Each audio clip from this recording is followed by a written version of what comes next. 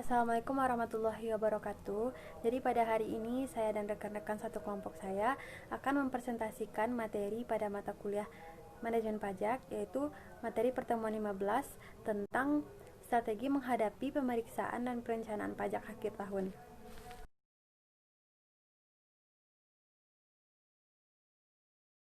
Yang pertama, materi pertama yaitu tentang kriteria pemeriksaan pajak yang akan dijelaskan dan disampaikan oleh Albania Sofyan. Kepada Albania Sofyan dipersilahkan.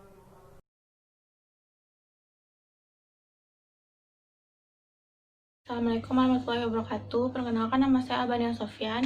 Saya dari Manajemen Pajak. Baiklah, di sini saya akan membuat video presentasi tentang kriteria pemeriksaan pajak. Kriteria pemeriksaan pajak itu terbagi dua. Yang pertama, pemeriksaan rutin. Pemeriksaan rutin ini dilakukan karena berhubungan dengan pemenuhan hak atau pelaksanaan kewajiban perpajakan wajib pajak. Yang diantaranya yaitu yang pertama, menyampaikan SPT tahunan, pajak penghasilan atau SPT masa PPN yang menyatakan LB restitusi. Yang kedua, menyampaikan SPT tahunan pajak penghasilan atau SPT masa PPN yang menyatakan LB tidak disertai permohonan.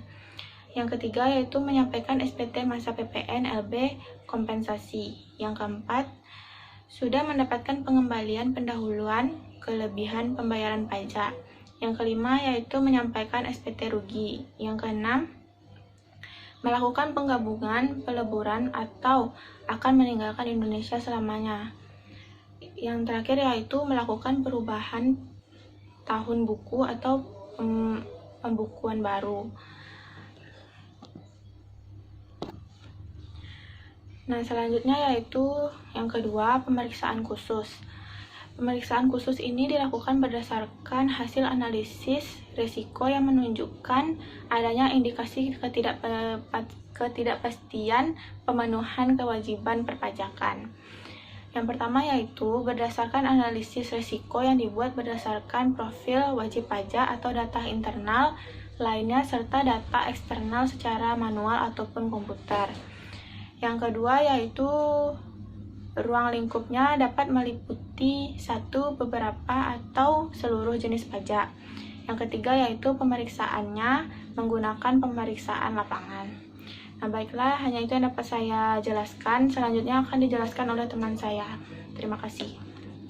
Terima kasih kepada Albania Sofyan. Selanjutnya tentang jenis pemeriksaan pajak yang akan dijelaskan oleh Aurel Gustianora. Kepada Aurel Gustianora disilahkan.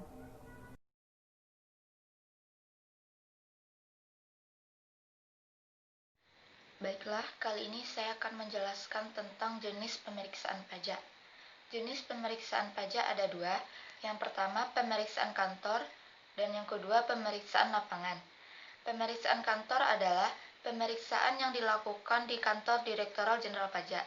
Pemeriksaan kantor ini terkait dengan pemeriksaan dalam rangka menguji kepatuhan pemenuhan kewajiban perpajakan, dilakukan dalam jangka waktu paling lama 4 bulan, yang dihitung sejak tanggal wajib pajak memenuhi surat panggilan dalam rangka pemeriksaan kantor sampai dengan tanggal surat pemberitahuan hasil pemeriksaan atau disebut dengan SPHP. Perpanjangan jangka waktu pengujian pemeriksaan kantor dilakukan dalam hal pemeriksaan kantor diperluas ke masa pajak, bagian tahun pajak, atau tahun pajak lainnya. Terdapat konfirmasi atau permintaan data dan atau keterangan kepada pihak ketiga. Dan yang kedua yaitu pemeriksaan lapangan. Pemeriksaan lapangan adalah pemeriksaan yang dilakukan di tempat kedudukan tempat kegiatan usaha atau pekerjaan bebas, tempat tinggal wajib pajak, atau tempat lain yang ditentukan oleh Direktorat Jenderal Pajak.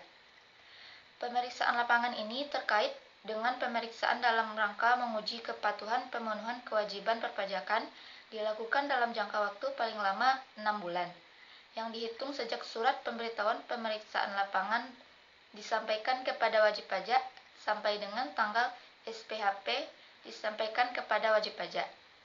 Jangka waktu untuk menguji kepatuhan pemenuhan kewajiban perpajakan dalam rangka pembahasan akhir hasil pemeriksaan dan pelaporan paling lama 2 bulan, yang dihitung sejak tanggal SPHP disampaikan kepada wajib pajak sampai dengan tanggal LHP. Pemeriksaan lapangan ini terkait dengan pemeriksaan untuk tujuan lain dilakukan paling lama 4 bulan yang dihitung sejak tanggal surat pemberitahuan pemeriksaan lapangan disampaikan kepada wajib pajak sampai dengan tanggal LHP. Pemeriksaan dapat dilakukan terhadap wajib pajak termasuk terhadap instansi pemerintah dan badan lain sebagai pemungut pajak atau pemotong pajak. Terima kasih kepada Aurel Gustianora. Selanjutnya yaitu materi C tentang ruang lingkup pemeriksaan pajak yang akan dijelaskan oleh Faradina Mutia. Kepada Faradina Mutia disilahkan.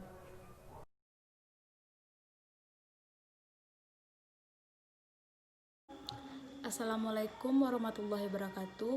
Perkenalkan, nama saya Faradina Mutia. Baiklah, saya akan membacakan materi tentang ruang lingkup pemeriksaan pajak.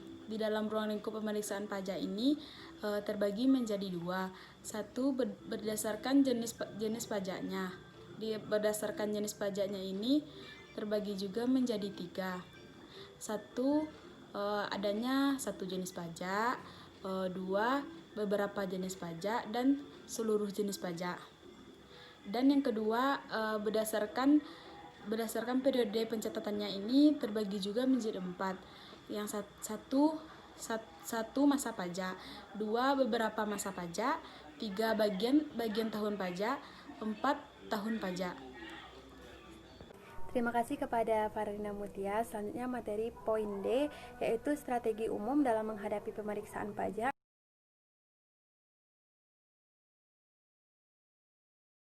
Yang E yaitu perencanaan pajak menjelang akhir tahun. Untuk melaksanakannya, hal yang pertama kita lakukan yaitu lakukan review terhadap keseluruhan pajak yang akan terutang serta dampaknya di masa yang akan datang. Yang kedua, lakukan review atas kelengkapan pembukuan dan dokumen kewajiban perpajakan. Yang ketiga, lakukan koreksi pembukuan jika perlu. Lakukan juga pembetulan SPT masa, setor pajak yang kurang bayar, dan sebagainya.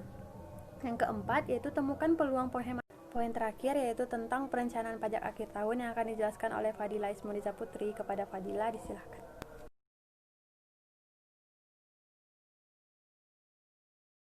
Kelas selanjutnya perencanaan pajak akhir tahun. Ada 4 strategi perencanaan pajak akhir tahun. Yang pertama, melakukan review tentang keseluruhan pajak terhutang dalam 1 tahun, meliputi PPh 21, withholding tax, PPh badan, dan PPN, serta pajak-pajak lainnya yang akan berdampak di masa yang akan datang. Yang kedua, melakukan review dan pembukuan dengan segala kelengkapannya dan dokumen kewajiban perpajakan sebagai persiapan bila terjadi pemeriksaan